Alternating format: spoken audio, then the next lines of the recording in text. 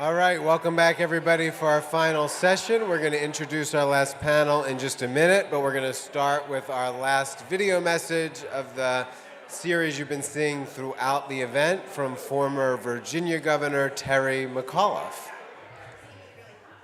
Leaders, and welcome to your conference. My name is Terry McAuliffe. I was the 72nd governor of the great Commonwealth of Virginia, former chairman of the Democratic National Committee. And I've been fighting for the Democratic Party for over 46 years. I fight for this great party because it is our party that fights for people every single day. And that's what I did as governor. When I took office, I inherited the largest deficit in the history of the Commonwealth of Virginia, left over by a Republican governor and a Republican legislature. I ran for governor to build the new Virginia economy. And I got to work. The largest deficit became the largest surplus 4 years later when I left office. I worked my heart out every single day.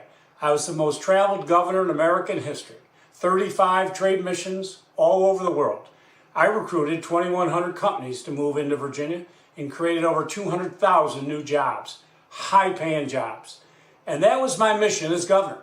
And I would tell everybody, I want to have a record investment in education. I want to have a record investment in healthcare. I want to build the most roads. You cannot do any of that unless you got a strong, booming economy. And I could tell parents every single day that I got out of bed and when their child finally graduated from school, they were going to have a high-paying job for them. In fact, when I left office, I had believe it or not, I had over 55,000 open jobs in cybersecurity, starting pay $85,000 a year. So I guess my message to all of you is pick what you're going to do and then fight like a dog to deliver for the folks in your respective areas. That's what I did. I built the new Virginia economy. I leaned in on economic issues and built one of the strongest economies in the history of our state, thereby allowing me to invest in all the priorities that matter to the Democratic Party. But I also leaned in on the social issues. I had a record number of vetoes, more vetoes than any other governor, stopping, rolling back women's rights, and all the other insanity that the Republicans pushed through. And probably my finest moment, we had a 114-year-old racist Jim Crow law that if you committed a felony, which was $100, you never voted for the rest of your life. I used my executive authority and erased a 114-year-old law and gave 206,000 people back the right to vote, making them full citizens of the Commonwealth of Virginia, lifting them up. So as you're in your conference, think about the things you can do to help people. That's why you got elected, and you only live once. So swing for the fences every single day. People can tell you, oh, you can't do this, you can't do that. I just barreled right through it. That's what Democrats do. We deliver. Good luck at the conference, and I hope to see you soon. All right, well, thank you again, everyone, for rejoining us. Again, for our final panel, we'll close on the main theme from today in terms of navigating this situation we're in, and we close with a big topic, which is our economic outlook for states and cities moving forward. This panel will focus on helping leaders understand the challenges that they're facing, and of course that includes the implementation, suspension, threats of tariffs, and all that has come with that. So really looking forward to this discussion. We are led by Rachel Heisler, New Deal leader and controller for the city of Pittsburgh since January of 2024. She's also an expert in sustainable public finance, really at all levels of government. She previously spent 7 years as a senior advisor at the Committee for a Responsible Federal Budget. She is joined by Oakland County Executive David Coulter, who has served in that role since 2019. He's worked on balanced budgets every year with bipartisan support, has worked on a number of issues successfully: public transportation system improvements, housing trust fund investments, education and training for adults to get them into the careers that they will be successful in. And they are joined as well by Kelly Hawk, who we're thrilled to have. She is senior counselor at McClarty, where she founded the firm's trade practice. An expert in that area, she spent almost a decade at the U.S. Foreign Service, working in the Department of State, as well as at the Office of the U.S. Trade Representative in the office of the president. So please join me in welcoming the controller from Pittsburgh, our Oakland County executive, and Kelly to the stage for our final discussion.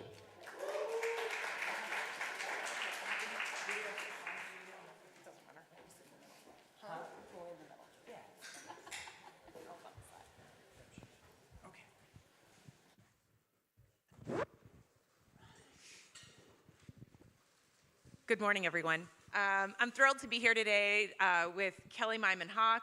I did it. You did it. Kelly Myman-Hawk and Dave Coulter. I'm here and sitting in the moderator role because, like you, I have more questions than answers. And so I'm going to jump right into it. I'm going to turn things over first to Kelly. First, tell us a little bit about yourself, your background. She's served as a diplomat on behalf of the United States and primarily focused on trade and tariff policy in Brazil and other countries in South America. The first question I'm going to pose is, can you start by just trying to explain what the president is trying to do with tariff policy and how that impacts municipalities, whether they be cities, counties, or states across the country? Absolutely. Thank you, Rachel. And thank you so much. This is my first summit. It's been phenomenal. Great to get to know you all better in the group. Yeah, it's a little wacky. You know, the way that the president is approaching trade policy, it's very, very, very focused on tariffs. He believes that that is the primary tool of trade policy, and he's using them really judiciously. If you hear economists talk, and frankly, a lot of Democrats talk, they'll say, well, this policy is just stupid, because economically, it really doesn't make sense. It's not how global supply chains are organized, and it's hurting a lot of our companies, it's hurting a lot of our communities. That's not wrong, but what I'm gonna try to do, Rachel, is to just double click on your question, on the why.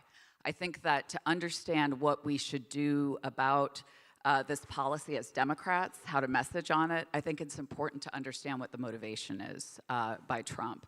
And you know, I think first and foremost, and you saw this with his initial trade actions in March, it's to obtain leverage, and to obtain leverage not just on trade issues, but on non-trade issues, fentanyl, immigration, et cetera. Those are the actions that he initially took back in March against China, but then surprisingly against your neighbor, Canada, which shocked all of us.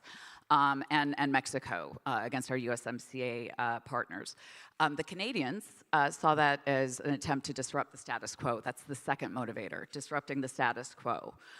They're not over it. You can talk more about that, Dave, when you give us your perspective. Third is the justification that, frankly, as Democrats, you know, we've used or we've advocated for from time to time, and that's to protect industry. Unions in particular have in many cases advocated with us as Democrats for higher tariffs to protect industry. And so, you know, the difference in approach versus what I would say many of us have advocated for in the past versus what the president's doing, it's a blanket approach, increasing all tariffs versus taking a more sectoral approach. I'll talk a little bit about that in a second. The fourth one is reciprocity. And I don't ever talk about these reciprocal tariffs. I'm gonna hand this to you for a sec. You know, the long laundry list of reciprocal tariffs, which is like the Manhattan phone book.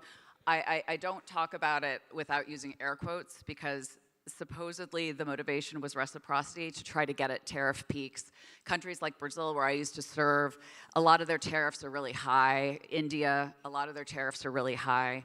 This is something that, again, when I try to think about the tariffs in a way of how do we go forward from here, rather than just saying they're stupid and don't make sense, I think about the motivations, but I also try to think about where is the head of the American people at, and what do they support? And I think on the reciprocity point, we have to recognize that, you know, we set up this post-World War II trading system to try to grow our economy and build our businesses because we knew we could compete. We knew we had the best companies and the best workers in the world, and we do.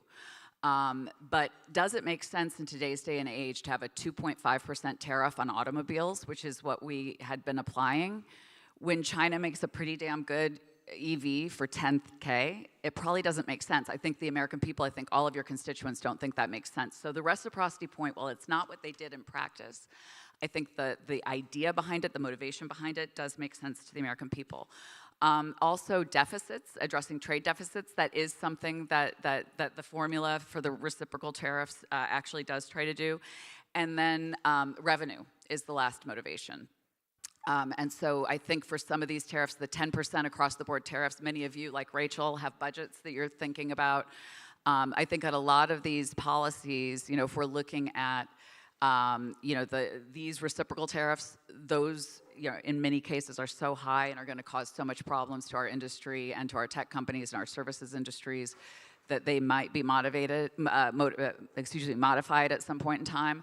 But the 10%, I think they are looking to try to keep those in place. So that's something that you really have to plan for.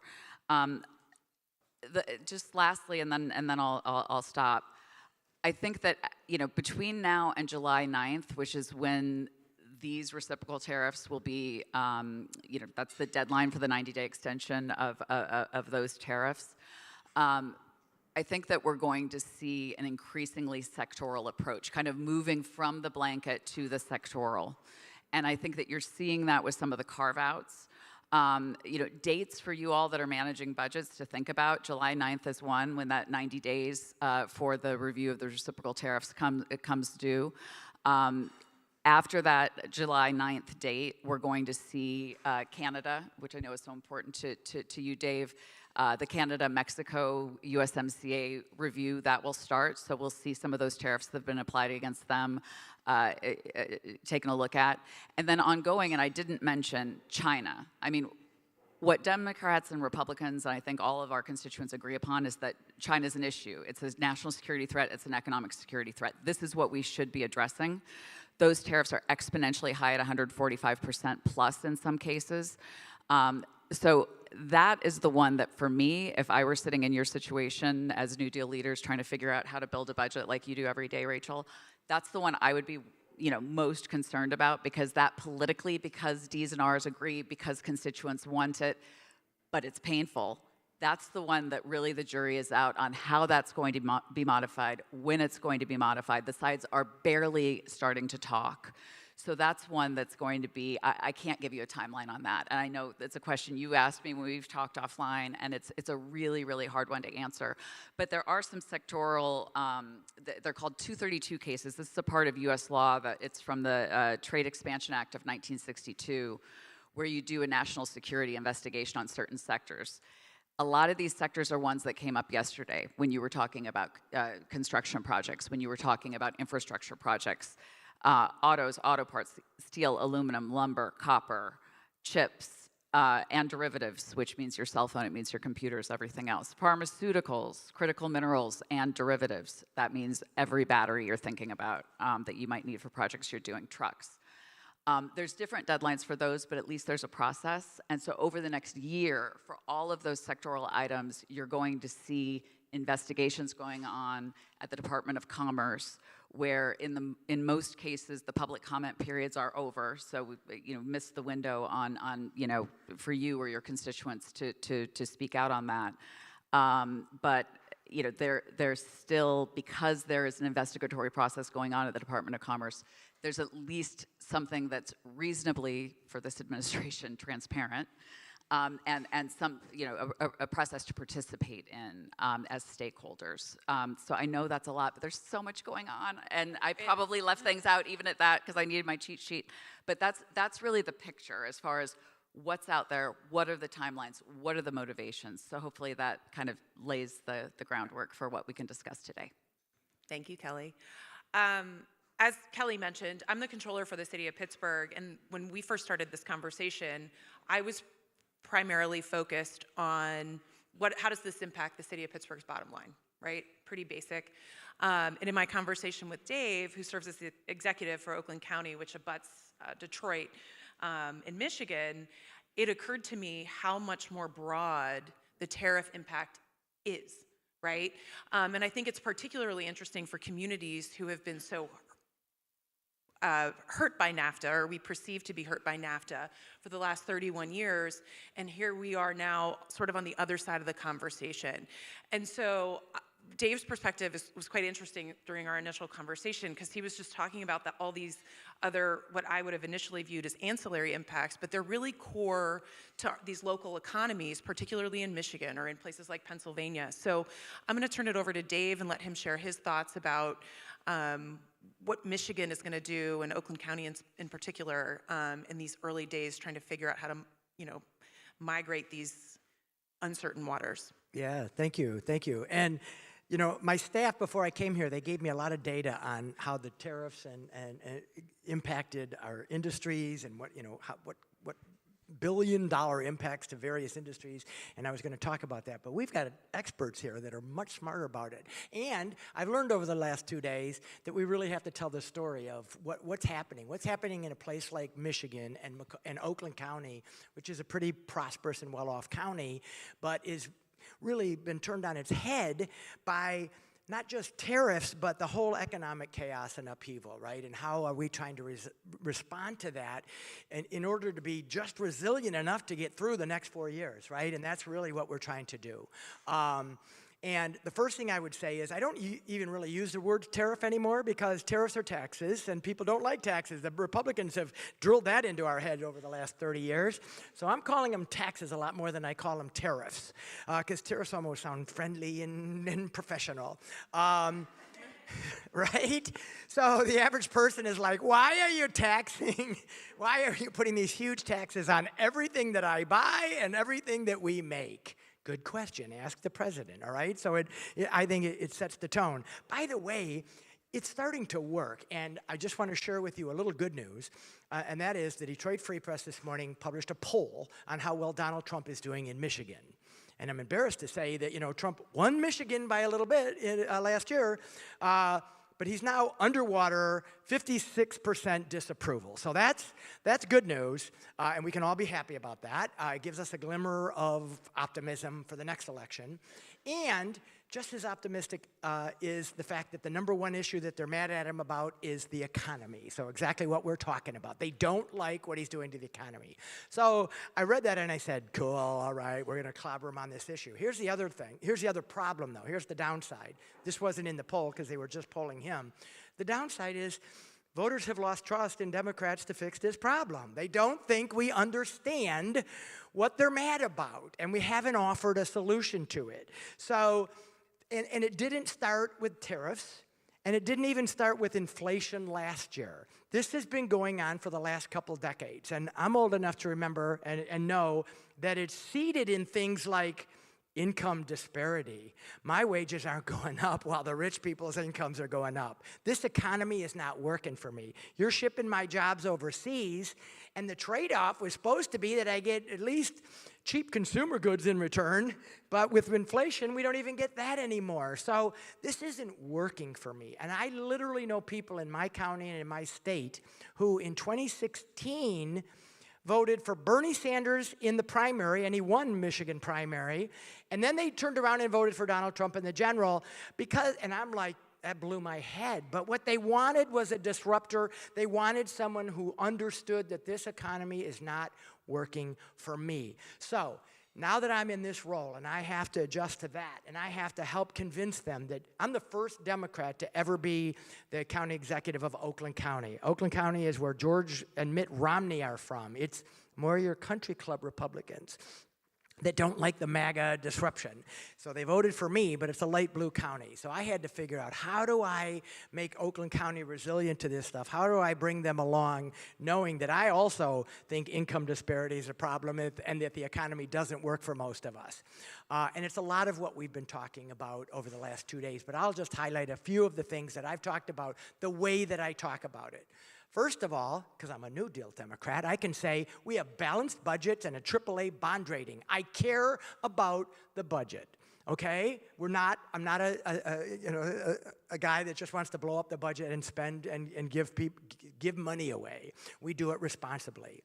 But we're looking at ways to help you improve your life for your families. So one of the things I did in my first year in office in this job is I said, we're going to increase the educational attainment of the people in my county. We know that you can't have the same kind of life that your parents did with a high school diploma. In Michigan, my dad could have a really good job in a factory and make a really good wage with a high school diploma. Those days are over. We know it's true, and we have to have the hard conversations with people that I can't promise you that anymore. Your high school diploma is not enough. So I asked our staff, what is the educational attainment level in Oakland County? How many people have something more than a degree or certification? It does an apprenticeship, a certified certification. We were at 61%. Which is second highest in Michigan, right behind Washtenaw County, and they cheat because they have the University of Michigan, so they have a built-in advantage. So that's why Oakland County has been successful. We have a high education attainment population. Businesses like to come there because we have that.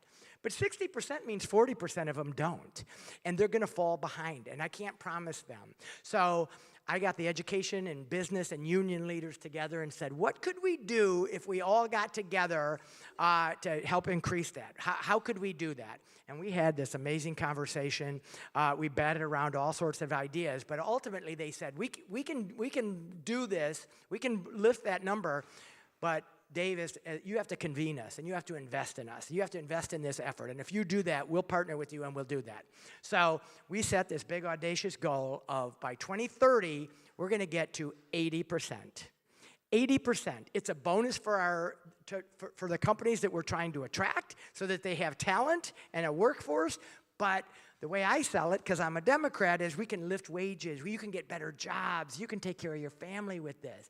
I'm proud to say that in 4 years, we've gone from 61% in the first year of this program to later this year, we're going to announce, this is a preview, 70%. We're at 70%, and we have till 2030 to get to 80%. I think that's I appreciate that, but I'm not asking for applause. I'm saying it's a tangible thing that we as Democrats can offer when somebody thinks this economy isn't working for them. We can say, you know what, you're right, it's not working, because this isn't your dad's economy. This isn't your grandfather's economy. It's changed. You need more skills, and we have an obligation to get you those skills and to train you up, right? Our governor's done an amazing job of doing tuition scholarships so that we don't have to do that. So where we invested our money at the local level is things like childcare and transportation and other barriers to education, because the biggest university, it's called Oakland University, no surprise, I suppose. She said, Dave, I don't have a lot of trouble getting people to enroll and get in school. I have trouble keeping them there because they don't have the safety net that we used to have. The minute the car breaks down, the minute they get pregnant, the minute mom gets sick, or they drop out and they don't come back. So if you can be in that space, that would really help. That's how we're doing it. There's a lot of other ways. I could go on, but I guess my bottom line is, yes, the economy isn't working for you like it should. We need to acknowledge that, and we need to offer concrete plan, not just saying tariffs are terrible and taxes are bad, because in some cases they work. In some cases they work. They don't work with Canada. That's an easy sell in Michigan to say, they're our best friends, they're our next door neighbors. Why the hell did he do that? Nobody knows. And so They're providing our electricity. Yeah, they provide electricity and auto parts. I mean, we have, they're our #1 trading partner, not just Michigan, the United States. And now we're treating them like they're China. It makes no sense to me. But again, with the conversation that we've had over the last 2 days, I've switched up a little bit on the details that others know better than I do. But I'm saying, as an elected official, we got to acknowledge the pain, acknowledge the economic reality, not only say why what Donald Trump is doing is wrong, but what we can actually do to fix it. And that's what I think will be the path forward. Yay, I know. I just want to react to that because that's amazing. And as somebody who's been toiling in the vineyards in these details, which are mind-numbing of trade policy as a Democrat for my entire career, it's very easy and it's very lazy to scapegoat trade agreements for, you lost that job because of a trade agreement. When we know it's technology, we know that we are producing different types of things. My parents were both IBEW members, and that factory doesn't exist anymore because they made telecom wire in Omaha, Nebraska, and we all have cell phones now. There's a lot of different reasons that jobs go away. There's a lot of different policy responses that need to be put into place to respond to that. It's a long list. You tacked through it just so beautifully, and I think that's the challenge, right? Is that we have, and Stacey Abrams said this yesterday, that we have fought so many of these battles using data and just, well, the statistics and the argument is here. The argument is, I don't care because that lock factory down the street that the New York Times wrote about earlier this year, the lock factory closed. And so I don't care about your data. But if we can, find a way to not just message on, but do all the things that you talked about, I mean, that's the secret sauce, but it's complicated, so we've got to make it simple. Thank you. So one thing that's been interesting with Dave's very optimistic and energetic, I want to move to Oakland County and vote for you. Don't run against me, and you're more than welcome. No, but governments are right now in a period of trying to do more with less, right? So everybody in this room who works for a government or any kind of municipality, government, county, state, we were granted a once-in-a-lifetime opportunity with the American Rescue Plan Act, right? Our budget in the city of Pittsburgh was inflated by about $50 million a year for the last 4 years. Those dollars are gone.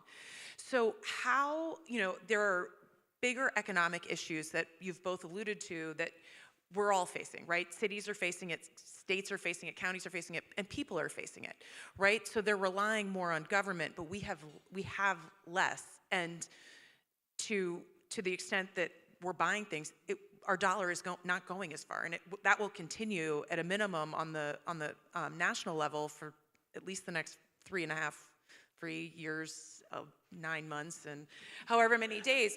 So how do you both recommend reconciling that fact, right? That we need to be proactive and we need to be both responsive to the needs of our people and looking for how to motivate folks or provide folks with opportunity. That's my big thing, is equal access to opportunity as Americans. I mean, I think that is the American dream. But how do we do that with such limited resources that we're working with now? I mean, if a big concern is when people aren't doing as well financially themselves, cities are bringing in less revenue. Right? We rely on a wage tax. We rely on home sales. We rely on those things that really do impact our budgets. So how do we navigate that? Well, I'll tell you what I did in Oakland County, because same as you. We got $244 million. I've been in politics for 20 years. I was like, it's Christmas. I can't believe it. But we have it for 3 years and then it's gone. So what do? So you can spend it on one-time things mostly, and that's what we did. But on these kinds of programs, like we used those dollars for my Oakland 80 program, and I need to do that till at least 2030, right? There were a few major important initiatives that I thought were important enough that we need to just make the initial investment, and then we've got 3 years to figure out what the runway is and how to sustain it. So Oakland 80, we have been talking to funders and others who will help us get past year 3 to get us there. Another really proud initiative that we did is for our small manufacturers. We talked to them, and instead of just giving them grants to help keep the doors open during COVID, we said, we're going to buy you a 3D printer because you guys are missing the revolution that's going on in advanced manufacturing. And you can make those little parts that you're making now that cost you $100 a piece to make for $4 if you use a 3D printer. But a lot of mom and pop shops had no idea what to do, but they fortunately, COVID, they didn't have a lot of work. They were sitting around, and we bought them 3D printers. Not everybody. We have 3,000 small manufacturers, but we bought about 300 of them, small 3D printers, and they started using them, and their eyes opened, and they thought of all the kinds of things that they could do with this printer once they figured out how to use it, more so than I could have ever imagined. and then the momentum built. And then we put it over in a nonprofit organization to help run the program. We call it Project Diamond. And they run the program now. And now we've built such momentum that now other manufacturers don't want to get left behind, and they've heard about it. So they're willing to pay for their own as long as we give them the training. Okay, so you buy your own printer, we'll give you the training. Eventually, at the end of this money, we're not going to give you anything. You're going to want to join this nonprofit organization because you don't want to get left behind. You want the printer, you want the advanced manufacturing skills, you want the training and all of that. So for us, it was about being very mindful. Some things are a one-time expense and we're done. But for those things that you need to last, be just as mindful of how you're going to sustain it, at least for a while. And there's got to be a little faith and, a leap of faith there a little bit. I don't know if we'll get all of the foundation and other private support that we need for Oakland 80, but I'm hoping. And just believe in it so much that people won't turn you down when you need money, when you need additional funds, I guess. I don't know. I mean, all I would offer, as not an elected official, but just looking at the policy environment right now, is, obviously stimulus dollars are not going to be forthcoming anytime soon, again, right? Secondarily, just kind of thinking through some of those sectors that I ticked through where we can expect enhanced protection beyond the tariffs that we already have, and then also thinking about anything and everything that comes from China, which I know I participated in both environmental sessions yesterday and today. A lot of that stuff still comes from China, and now term going to be facing, the levels of protection vis-a-vis tariffs. Now might not be the time, but for those items that it just is. And so when budgeting, for a state, a city, or a family, that's just how we have to act. In full disclosure, I have Kelly's quote, "If you can buy it now, on a sticky note on my desk from our earlier conversation. So it's one of the things that I've taken away from this process and learning about this is like, yeah, that's a reality, and it stinks, but fiscal policy that they're pursuing, what are we not thinking about? An example I gave to Kelly last night is the city of Pittsburgh is self-insured. I don't know how many municipalities across the country are self-insured, but that means we pay the raw price for the negotiated rate for drugs. And most drugs are not manufactured in the United States, right? So if every employee or a dependent is on one prescription drug, that actually really impacts, and it's not a construction cost that goes up. It's not a price of a truck and chassis for an ambulance that goes up. It's healthcare costs. And so I'm asking both of you, what are we not thinking of that we should, whether we're factoring it in the immediate term or something that is going to, slowly, month over month, increase the cost? What are we not thinking about as it relates to this current economy? No, go. I'll give the first thing that I hadn't thought about that hit us in Oakland County is we're very blessed to have 5 major health systems in Oakland County. We have a lot of hospitals. And what I didn't realize is, and if you've ever been to Detroit, you'll know that on the other side of the river from Detroit is Windsor, Canada. And it's a pretty big city, 150,000 people. Turns out a lot of nurses and medical professionals live in Windsor and cross the border every day and come work in our hospitals. Border crossings are down almost 20% since the beginning of the year. People are not coming over here for various reasons. So suddenly we have another employee issue just not just hospitals, but in that, we are so integrated. And it's a small example of how it is a global economy that it's a network, and it is too simplistic to say that we could do things like a sledgehammer to the economy through tariffs and not have these other unintended consequences. There's just a whole lot of them, and we have to talk about this smarter than the Republicans do because they've been better at it, but when you start to point out that the nurse isn't going to be there, or that the small businessman, I talked to a small business owner who sells boots of all things. They make them handcrafted and they're really cool, but they get the leather from Mexico. And those boots are gonna be double in price, and they're, you know, they're already kind of high end. You got to pay a lot for them now, but they're good quality craftsmen. You want to shop local, you buy these boots. The reality is a lot less people are going to buy her boots when the price gets double. And so it almost doesn't matter what industry you're talking about, since these tariffs, these taxes are so broad and across the board, there's almost no industry that's going to be exempt from it. But I think, again, to what we've heard a lot over the last couple of days is our job is not to talk about the percentage increase in the leather from Mexico for her boots, but to talk about this woman that lives in your community and sells boots, and how she's probably gonna, there's a good chance she's gonna go out of business.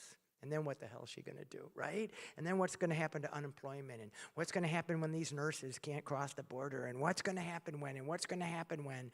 A lot of the, we have a fairly large Hispanic population in Metro Detroit and in Oakland County. They're scared to death for very legitimate immigration reasons, and they do a lot of the jobs that other folks don't. So in almost any industry, and even not in the industries, but there are housekeepers and there are child care workers as well.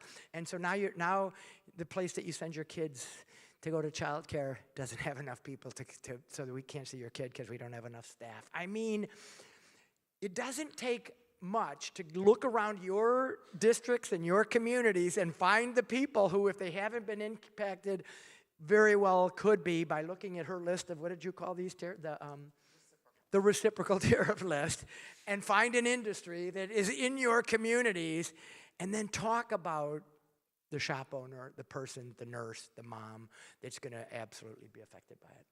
I love that you raised services, because I think, you know, tariffs are applied on goods typically, and so we think about manufacturing. I get frustrated that, you know, typically folks will assume everything is a finished good. No. So many of these, you know, if you look at the data, it's, hopefully I'm remembering this number right, that it's about 2/3 of our imports are either capital goods that go into US production or they're inputs for US production. It's only that last third that's finished consumer goods, those dolls and pencils that the president keeps talking about. So, you know, that 2/3 impacts our ability to be productive, our ability to grow our services tech and our manufacturing, production. But the real impact, and just yesterday we saw a move, it hasn't been officialized yet, to try to tariff based on services and intellectual property, the US film industry. I think breaking the seal on trying to tariff on services, that does put us into a whole new world as far as potential retaliation. I'm already worried. Most countries, only Canada and China up to now have retaliated. Most countries are kind of hoping that the United States will feel the economic pain of these tariffs and adjust, as you've seen with some of the, you know, on again, off again, you know, nature of some of these tariffs. And I think, so countries are, you know, for the most part, either going to try to negotiate it out or wait it out. And that's why most countries haven't retaliated. I don't know for how long that lasts. I do worry about US retaliation. I'm from Nebraska. Our Aggies are already getting hit by the retaliation. I see my Iowa friend here. I mean, this is real. Farmers get this. I think messaging on the retaliation risks in the right way is going to be critically important going forward. But also, we might see retaliation against US services. We might see retaliation against US intellectual property. What does that mean? That means we're not going to let your US film that was filmed in Georgia with the tax incentives that this state offers into our country. And most US filmmakers make most of their money overseas. That means our tech companies might not be allowed to operate. Again, I don't want to be dire or, you know, disaster provoking, but I mean, these are just, as far as what to think about, as far as economic ramifications going forward, these are things we need to understand. You know, they aren't reality today, but they could be reality. We have to plan for it, and we have to advocate to try to prevent them from occurring. Thank you. Thanks, both of you. I think now we're going to turn to Q&A from the audience. Anybody? there. Thank you all. My name is Megan Srinivas. I'm from Iowa. I'm a state legislator there. And I really appreciated your discussion. And you were just touching on this, Kelly, both in your first opening answer to a question as well as now. I'm very concerned about our impact of the retaliation, especially when we're looking at, for instance, China. We have a lot of soybean exports there. And so our agricultural production is really at risk. And we're worried about, is this going to bring us to a farm crisis like something in the 1980s? How best do we prepare for something that we're probably going to see an impact starting to happen when we start to see soybean and corn prices really becoming narrowed come this fall? And how long do we see this impact happening? What can we do at the state level to mitigate that impact and help sustain our communities? Honestly, the breadth of the tariffs, it's so broad, and the tariffs against China are so high. You really can't mitigate against the level of retaliation that might be coming. And retaliation, if you look at any commercial dispute going back decades, and you know this if you're from Iowa, farmers get hit first. It's the easiest one. There's farms in every state. Countries know that. That's where they always apply the pain. So to my mind, it's not like this, last time we were just fighting with China, last time Trump 1.0, we were just fighting with China. So soybean farmers, corn farmers, the Brazilians were psyched. They sold all their soybeans to China. They were really happy. And our farmers had to look for other markets. We don't have that luxury this time. So I truly believe that farmers need to raise their voices, that local officials, you all need to raise your voices. Whenever I present on this, I talk about guardrails, kind of what could change? What are the guardrails that would lead to this policy changing? And, the division of powers should be the guardrails. In the previous panel, they talked about, lawyers are doing a great job. The courts will do their job, but that's slow. Congress hasn't, been much more than a speed bump, if that, with respect to these policies. We'll see if that changes as the pain increases. But if you go down, foreign countries' retaliation might be a guardrail. The markets, we'll see, bond markets for sure, stock market, not clear. But for me, the most important guardrails are public opinion. And public opinion expressed by your constituents, and public opinion expressed by you to your national leaders. But I really think that grassroots is the only way to communicate around the pain that communities are and will continue to feel due to these policies. Because thus far, that and the bond markets appear to be the two things that are working in the short term. I do think the courts, and there are multiple lawsuits against the IEPA is the part of law. It's the Emergency Powers Act from 1977 that's being used to justify a number of these tariffs. There are a number of legal battles. There's over 7, if I'm not wrong, that are going on. We'll see how long those take to win through. But I think it's really interesting. You're talking about retailers. A number of the cases that have been taken and the first case that was taken, I love this. It's by a woman-owned company. It's a stationery and date book company out of Florida, because she designs everything, she markets everything, she distributes everything, but everything's printed in China. And she's like, my business is gone because of this. And so having those voices channeled in an effective way, and again, a way that speaks to hear, not to hear, to me is the only way to move the needle. And I just want to quickly add, because I know you all have planes to catch. You started that answer by saying there's nothing you can do to mitigate it, and I leaned over and I said, well, that's depressing. We're elected officials. We're trying to mitigate stuff. But then you offered a really good assessment of the scope and what we can do. So I'm going to give you just a short political answer. Make the tariffs go away. And make the tariffs go away. But the other thing I would just leave you with is, just because we're New Deal leaders, we're pragmatic, we're willing to work across the aisle, just because we're that doesn't mean we can't be bold. And we may have been a little traumatized by the last election. We might be a little depressed. We might have had our heads down for a minute or two. But The next election is on the horizon. We've learned so much over the last 2 days, and we have to be bold. And you in Iowa, or if it's me in Michigan, or Pittsburgh, whatever the issue in industry or person that's being attacked and jeopardized in your community, let's leave here bold. Bold in our pragmatism. Can you be a bold pragmatist? I think you can. And that's what I'm going to go back and do.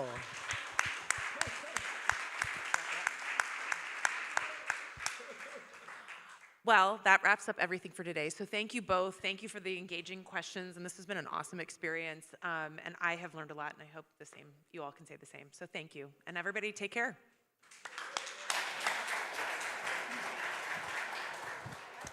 Actually, Dave, I don't know that I need to come up and do anything. The bold pragmatism end was pretty good. I almost just want to leave it right there, but I think I do have a few things just to say goodbye, which is always my least favorite thing to do. We take a picture.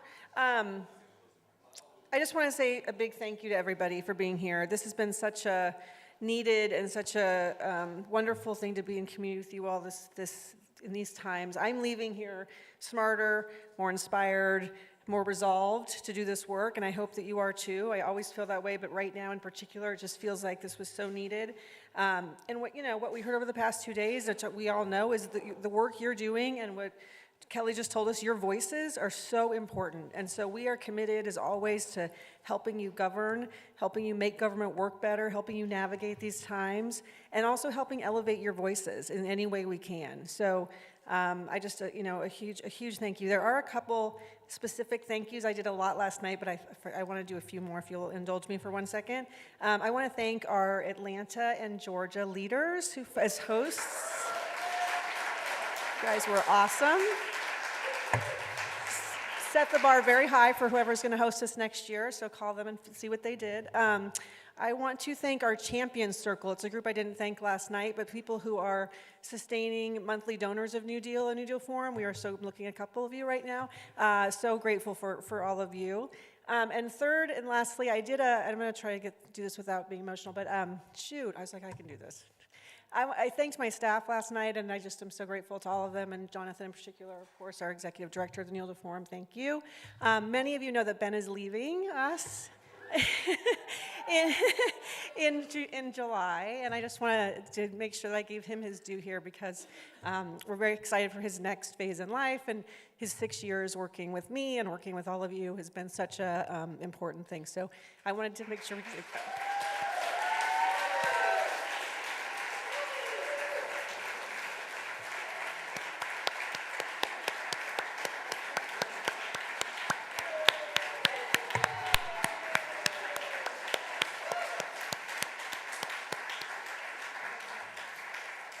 Okay, that was hard. Love you, Ben. Okay, but anyway, our next convening together, November 19th through 21st. Hope you all make plans to be there. And in the meantime, engage with our virtual events. November 19th through 21st. I'll say it again for everybody to mark, so you can literally mark your calendars. In the meantime, stay involved in our virtual events, listen to our podcast, let us know what you're doing. Make sure that you're practicing listening and asking curious questions. Make sure that you're speaking out, and make sure that you're talking and checking in with each other and with us. We're going to need to do that together. But together we've got this. So thank you all. Fly safe. Thanks for being here.